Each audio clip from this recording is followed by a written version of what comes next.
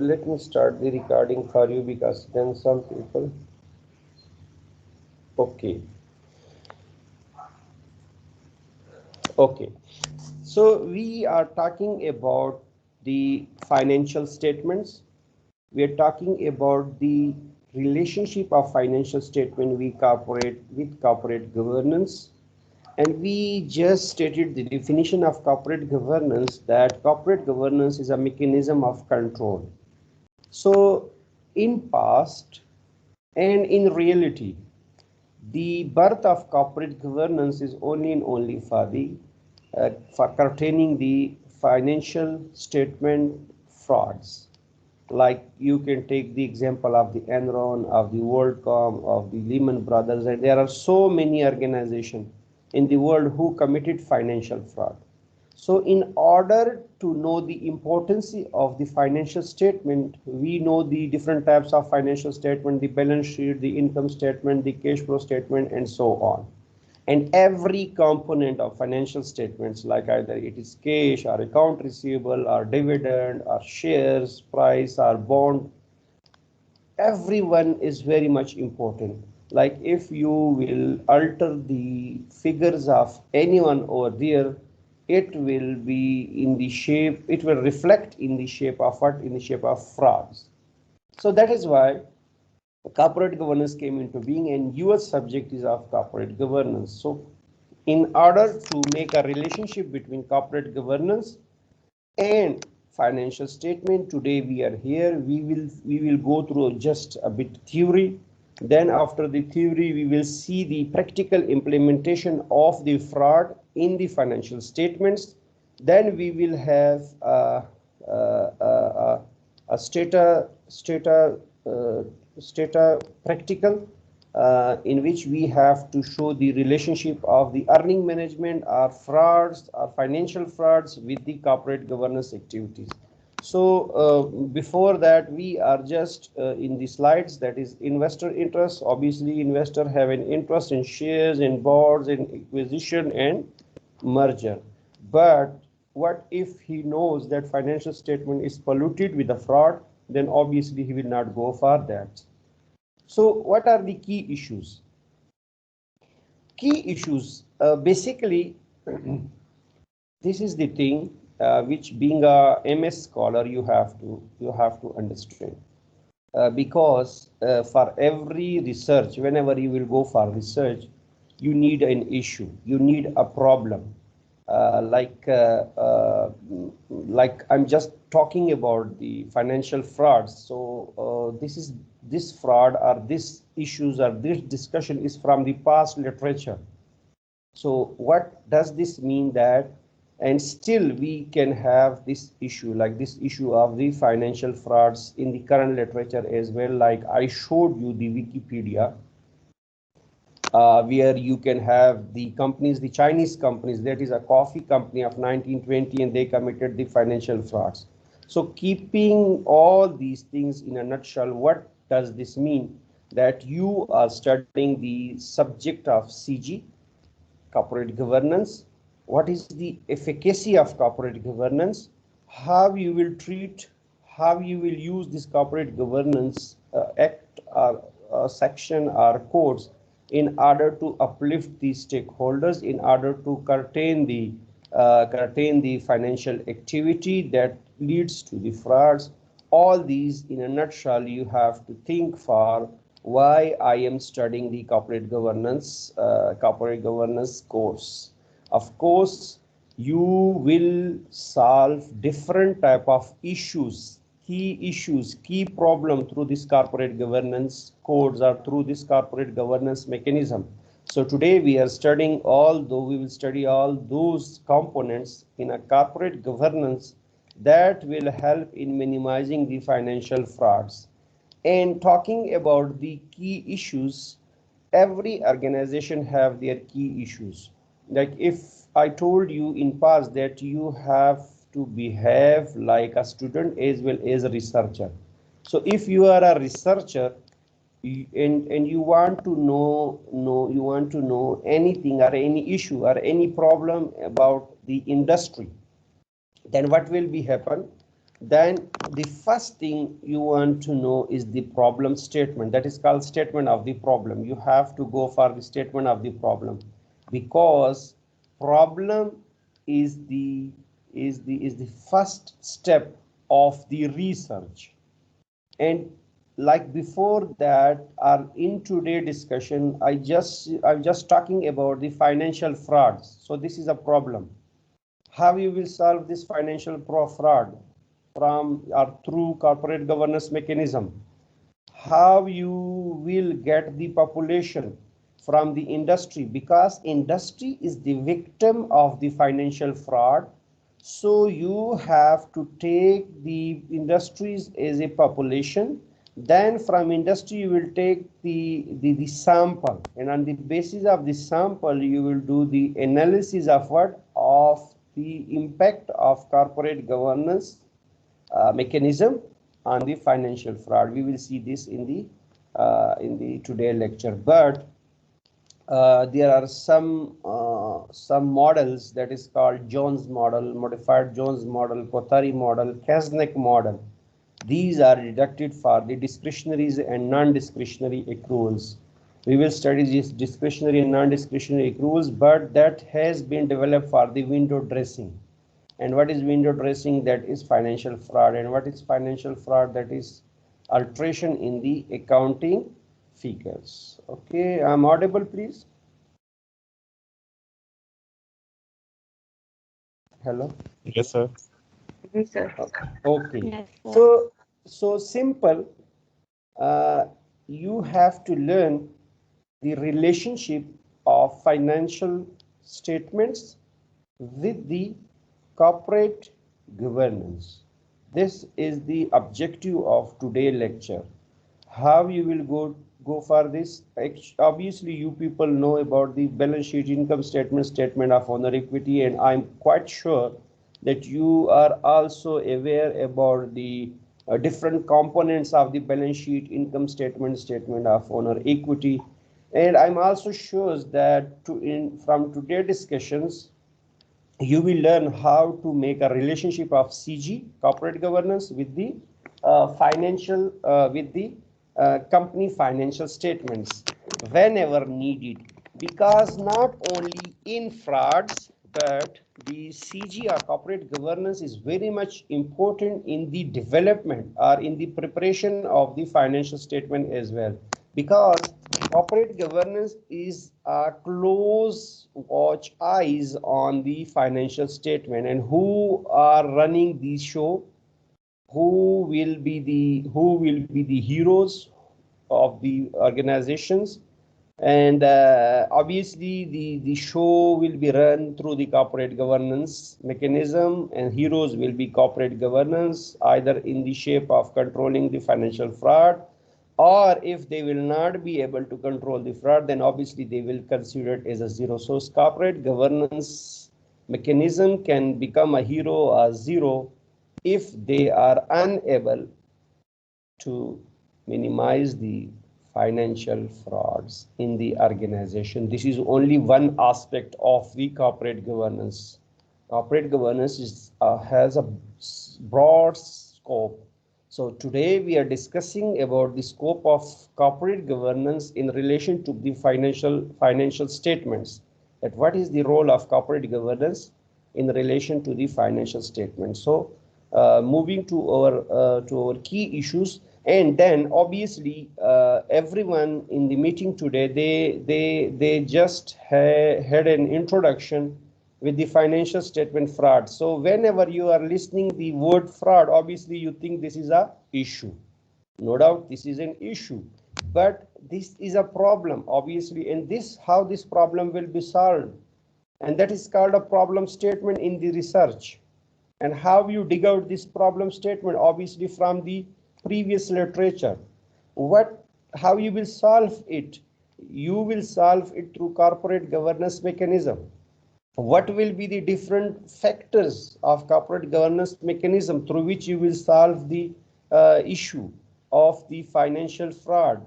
This will be studied today, that what will be the different type of components that through which you have to control it. So Key issues: why would management want its financial statement to be untrue? Obviously, this is an issue.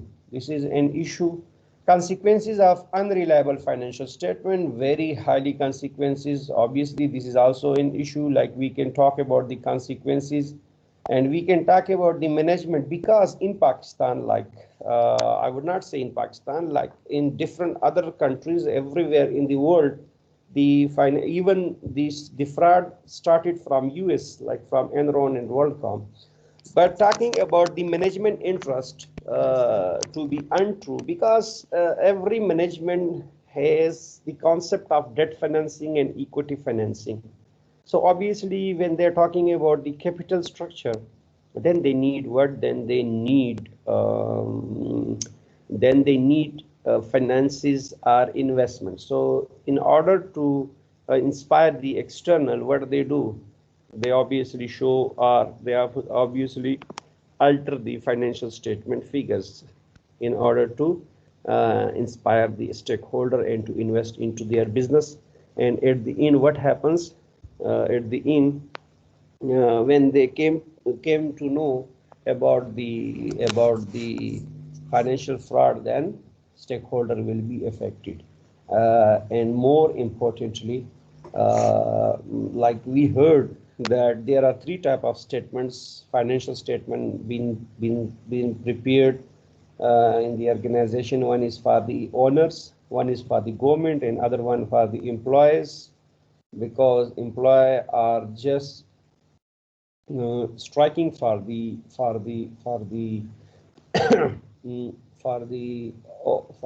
the increments and for the different other type of benefits. Then they show them that we had a loss in past. So this is only a myth, maybe a myth, but it's been said that three type of financial statements been prepared. One is for chairman, that is the original owner. He sees his original profit. Another was for the government, that may be for the tax purposes. Tax can be polluted of the companies. And third one is for the employees, where employee will think that the organization means they don't show so much profit over there. Maybe this is, but this is a myth and can be true, cannot be true, can be practiced or cannot be practiced. It's just a token of discussions with you guys that this is also happening. Maybe somewhere happened, is it is the part of the literature. Next, consequences of the unreliable file. Obviously, a big consequences like Enron, like WorldCom. These are the very biggest organization in the world, and in a one day, their share prices decreased by $200. So this is very nasty. Role and independence of external auditor. This is obviously another thing. Like, auditors is an issue. Obviously, auditors are the issues. How? Because when you see the history, what happens that in the history, all the wait a bit. Okay.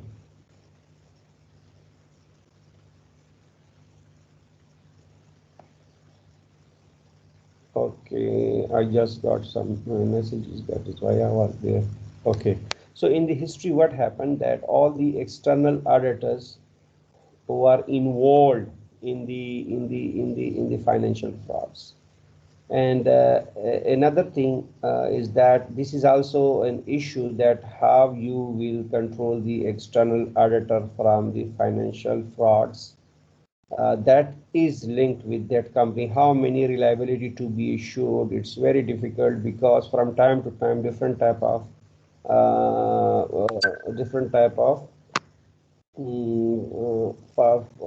principle, like generally accepted accounting principle and international financial reporting standard has been changed. But in a nutshell, in today's discussions, we are going to make the relationship of the CG with financial frauds, with the earning management, how it can be done, who will do it, who will be responsible, what will be the corporate governance mechanism, what will be the different type of aspects of the corporate governance, how the CG variable will impact the will impact these the earning management. We will study that, but before that we are just talking about the key issues. Without key issues you cannot move. So issues are the problem will be developed, because this problem statement is the interest of every researcher. On the basis of this issue or problem, every researcher will make questions, then he will make the objectives, then he will go for the hypothesis, and at the end he will go and he will have to test all those hypotheses which is built for solution of the problem. So there is a research process, and for every research process the problem is very much important. So here the problem is financial fraud. How you will solve it? The solution is corporate governance. What type of corporate governance components you will select in order to solve the problem? We will study this. So in a simple word, I'm audible to everyone? Yes. Yes, sir.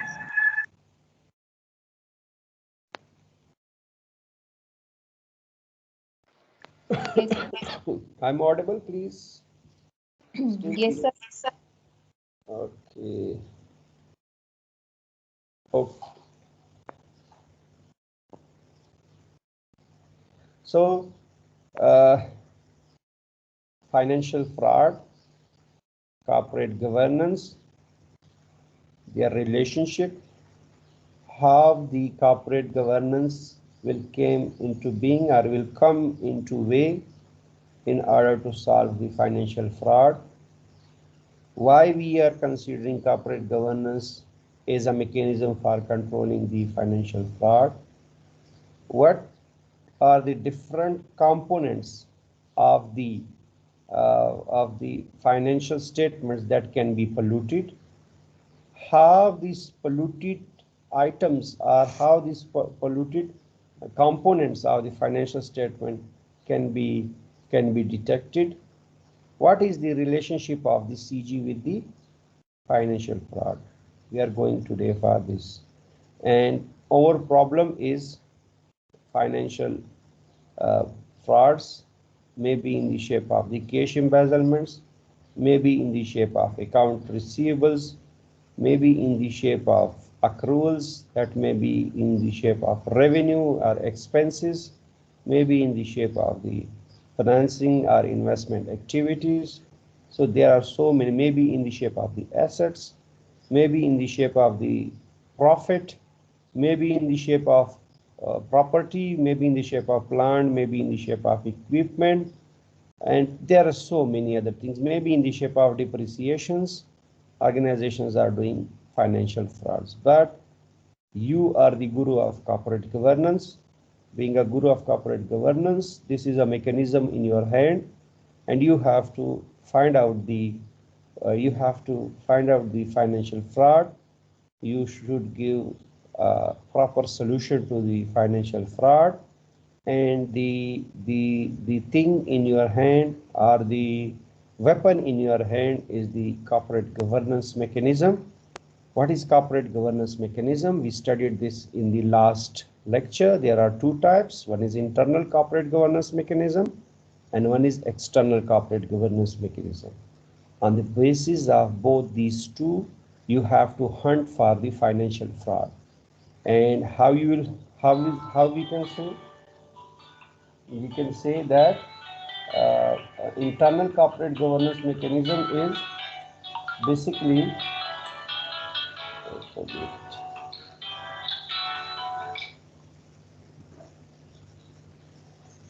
internal corporate governance mechanism is basically the board of directors, the audit committee, and the managements like the owners.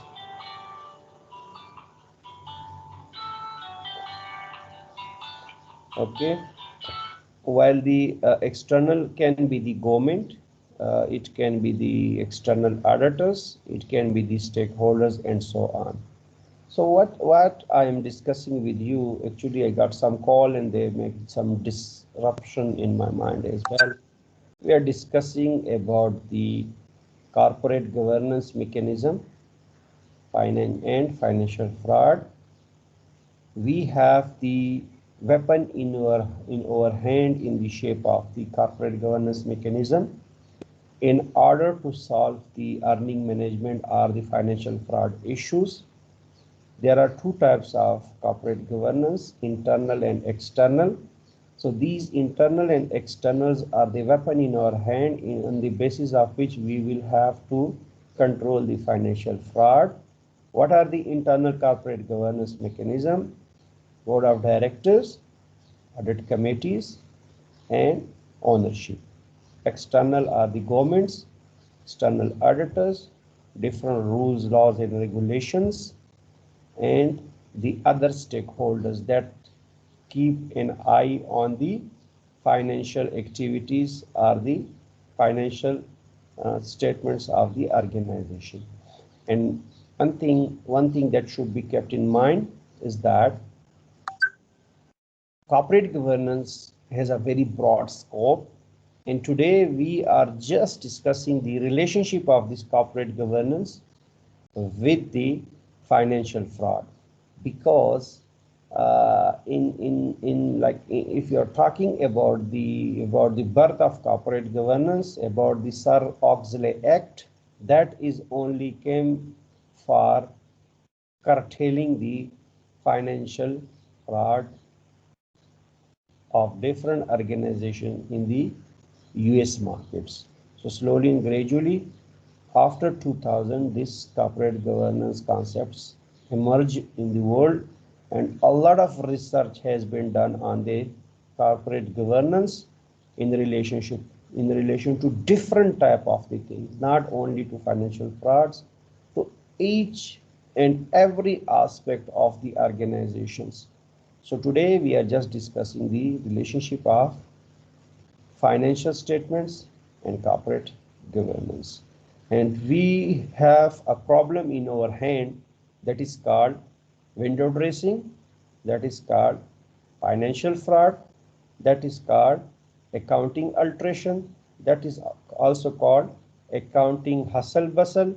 So in order to minimize the financial fraud or window dressing activities, we are bringing the mechanism of corporate governance. On the basis of this mechanism, we have to minimize the financial fraud activities. So the problem is financial fraud, and in every research, in every theory, you cannot move without problem. Like whenever you will go to your final thesis, the first question of your supervisor will be to go for literature and bring a problem. So when you will study the literature, you will come with a problem, and the problem will be backed by the latest references of the journals, different renowned authors, maybe from the government officials. It can be from the United Nations, can be from the WHO, can be from the World Bank, can be from the IMF. But all these references and organizations came together and they discuss a problem. So this will become a problem, and being a research, you will solve this problem in one or other way. Then for this problem, you have to develop the questions, and for answering this question, you have to develop the objectives, that is called research objectives, and for answering the problem on the basis of question and objective, you have to develop the hypothesis, and for making or testing the hypothesis, either it is significant or not, you have to run the regressions, that is called quantitative analysis. And regression will tell you that the corporate governance mechanism you selected has a significant impact on controlling the financial fraud, or it has no impact on controlling the financial fraud, or it has a negative impact on controlling the financial fraud. So starting from the relationship of corporate governance with the financial statements, then we talk about the problem statement. What is problem statement? Obviously, the financial fraud is the problem statement. Who will solve it? Corporate governance mechanism will solve it. What is corporate governance mechanism? There are two types: internal corporate governance mechanism and external corporate governance mechanism. So from both, either from internal or external, we will select the component and then we will bring it in the shape of a weapon that will control the financial fraud in any organization. And then when you will solve the financial fraud or minimize the financial fraud, it means you give solution to an issue, but with a minimum or maximum effort. However, the problem can also be occurred again and again, but the model you develop can bring a solution in one or other way. Like 100% solution may be difficult, but your model can solve the issues to some extent in any organization for controlling the financial frauds.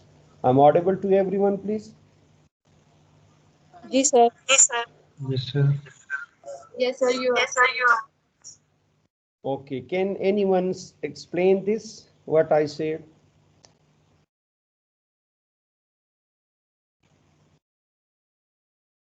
Anyone, please?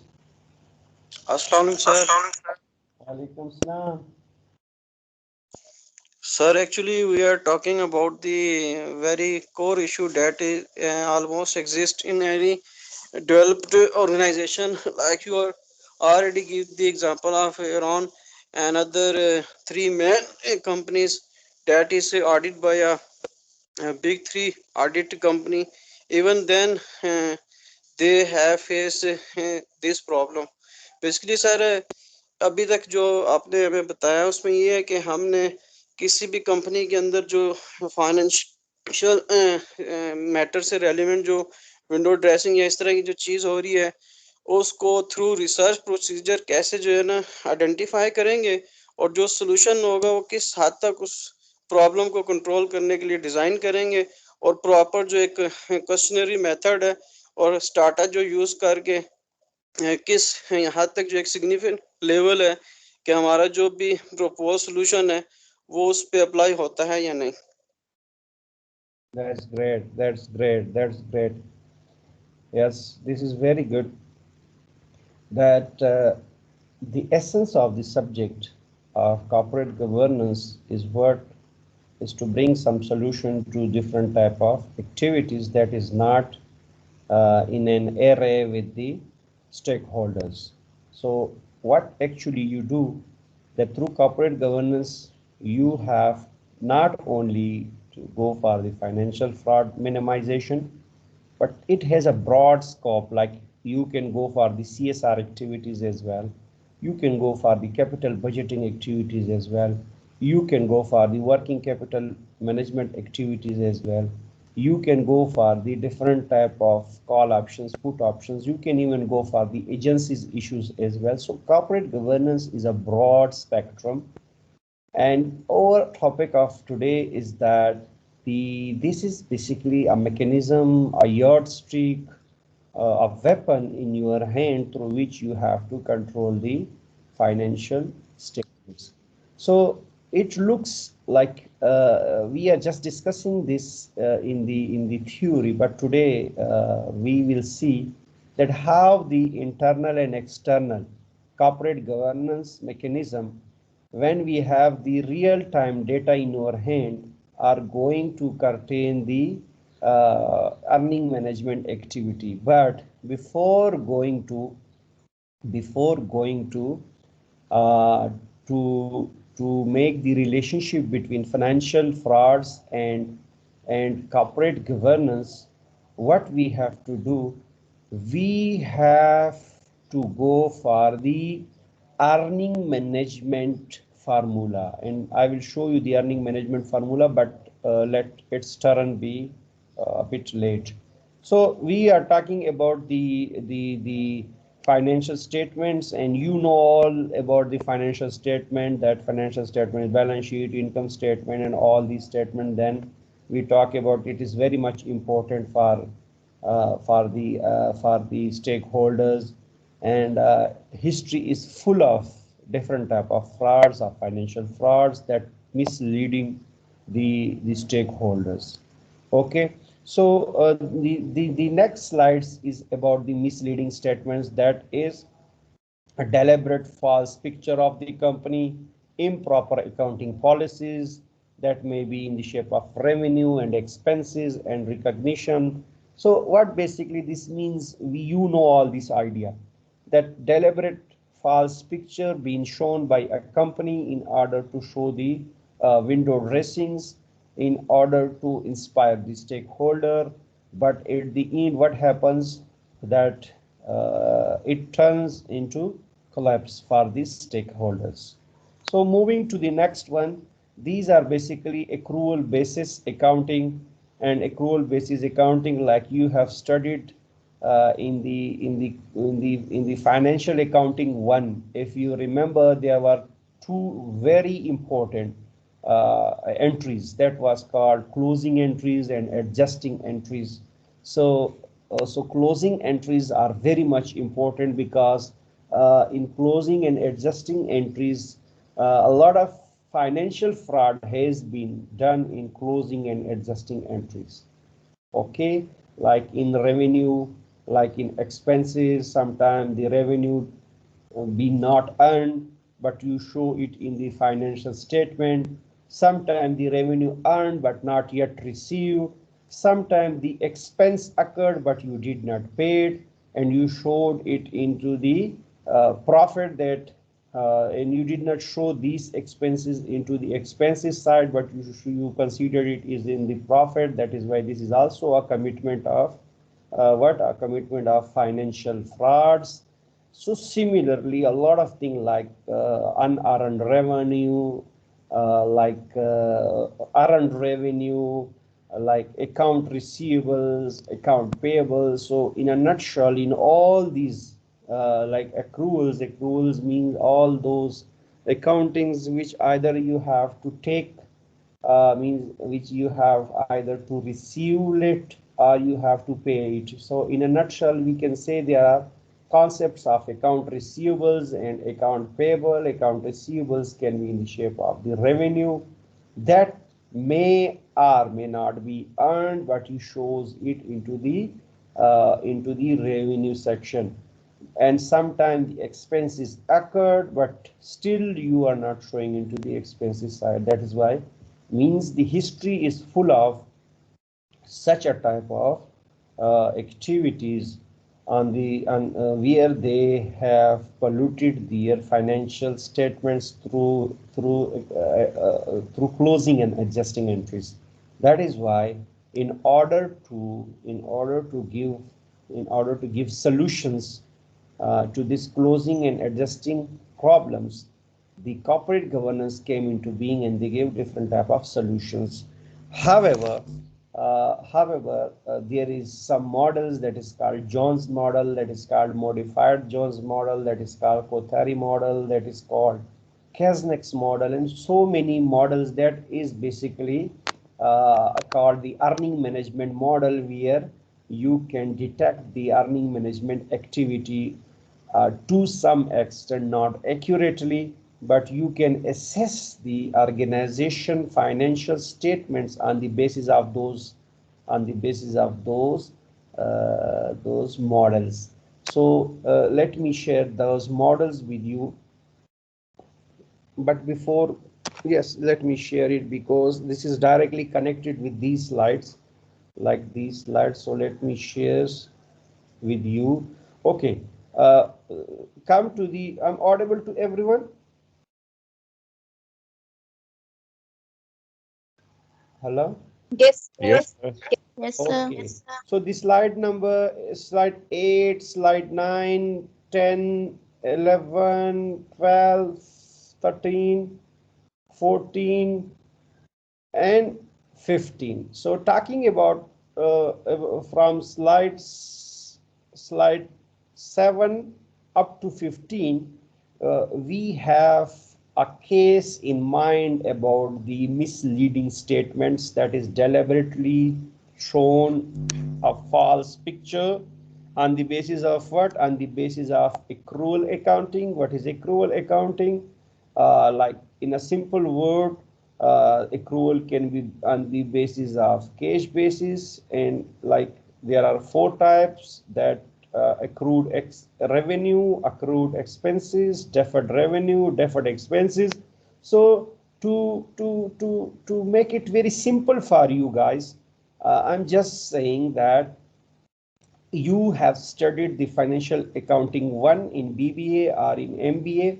Over there, it is in the, I think so, it is in the chapter number 4th, I think so, by Miggs and Miggs.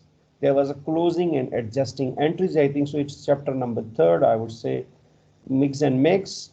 Their closing and adjusting entry had 2 concepts: the account receivable concepts, the account payable concepts.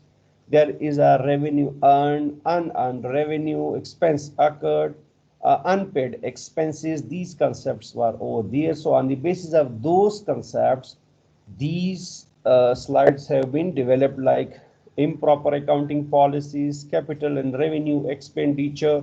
You cannot define the capital revenue expenditure, income and liability distinction, and so on, the creating of the complexities in the financial statement.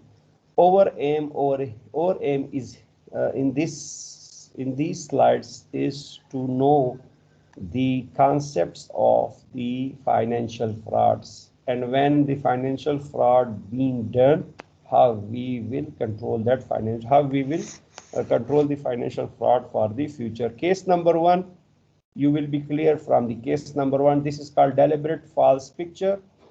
What they did, they A Limited wishes to show a higher profit. So their intention was very horrible in the sense that they want to show a higher profit that is not actual. Okay, they want to window dress, they want to do a financial fraud.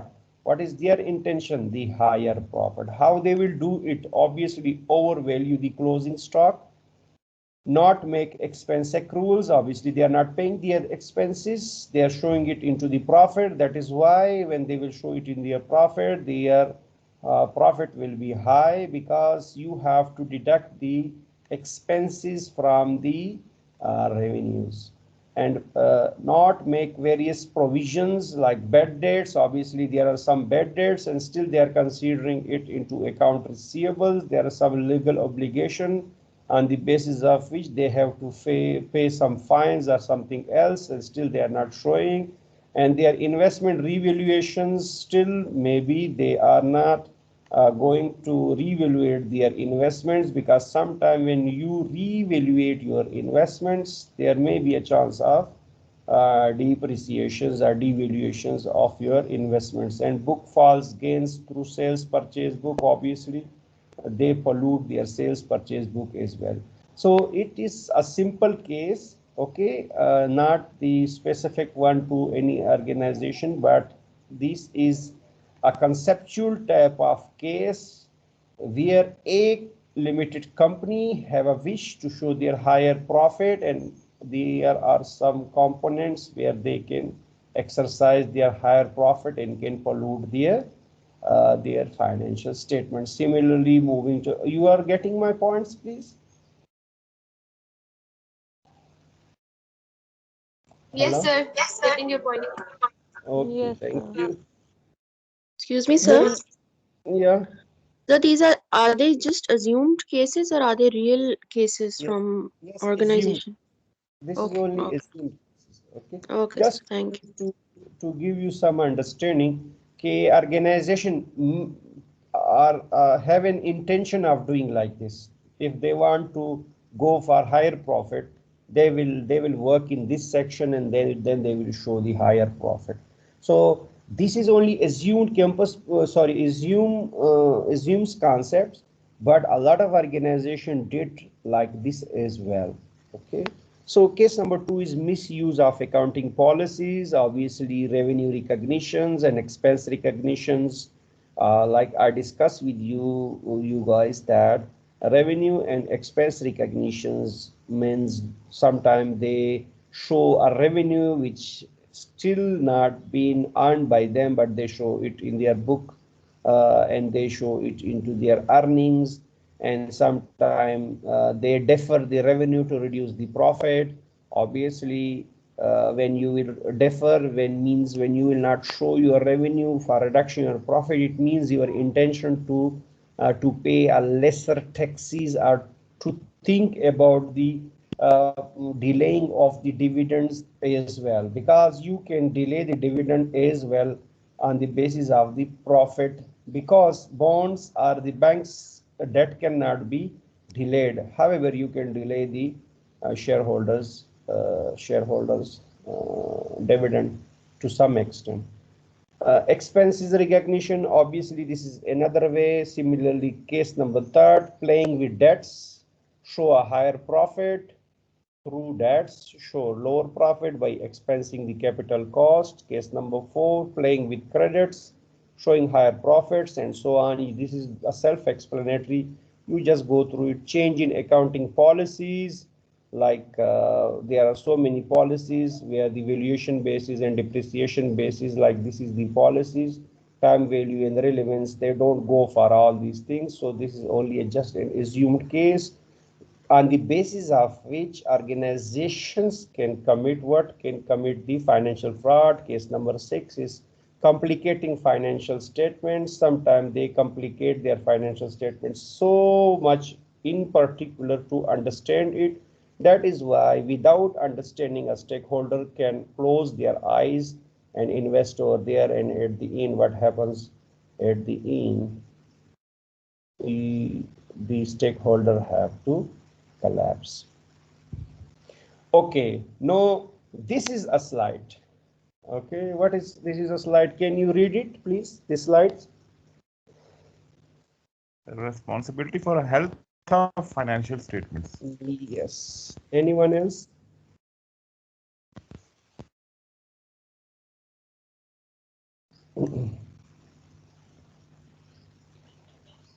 So should we read the whole contents slide? Read करने हैं बस जी जी read कर लें, ताकि थोड़ा सा एक एक मुझे पता लगे ना कि you people are with me, ऐसा ना होना कि सारे नाश्ते बना रहे हैं.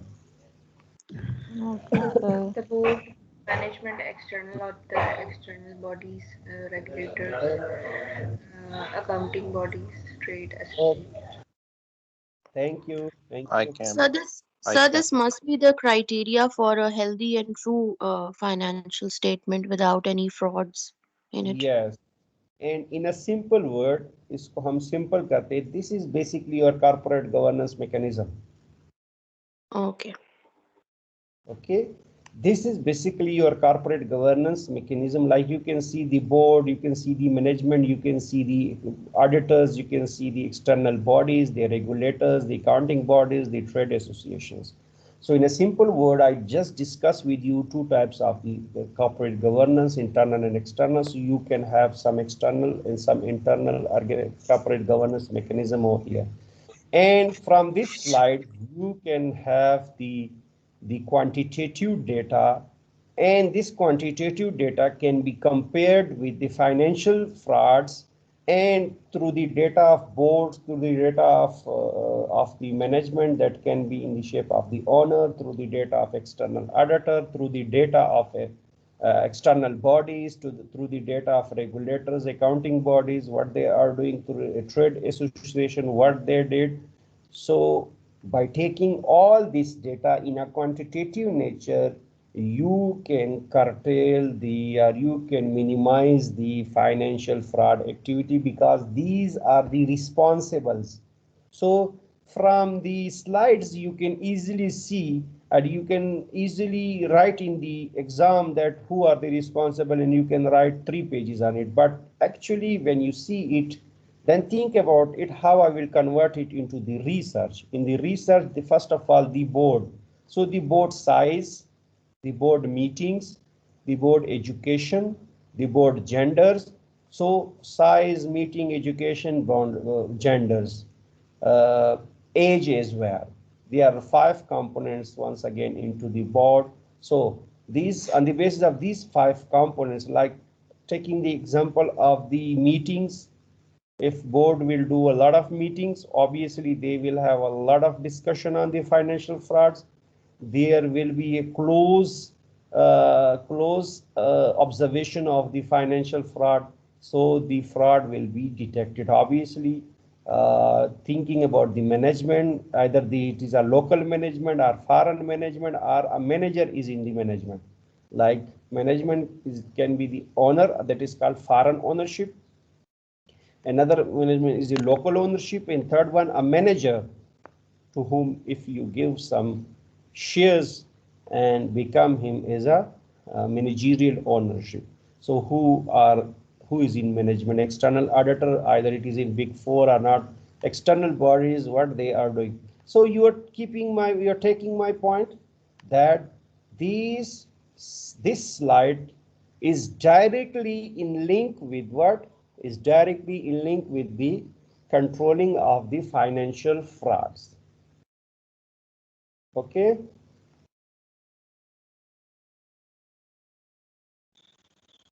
Yes, sir. Mama.